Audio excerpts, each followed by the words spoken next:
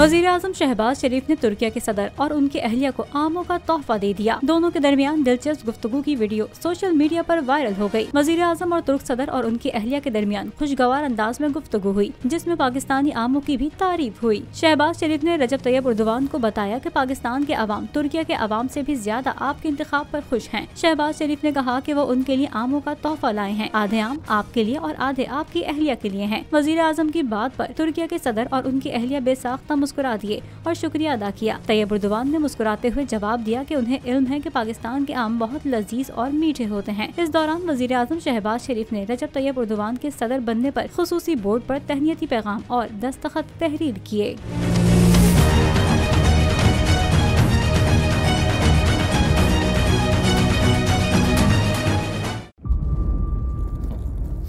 इंतजार था ना, चलो इस बार वो करते हैं जो इससे पहले किया ही नहीं। किस्मत की आंखों में आंखें डाल के जीतना होगा। सब में है शेर जैसी राह, जर्रा जर्रा भी हर कंटेस्टेंट को लगेगा पहाड़।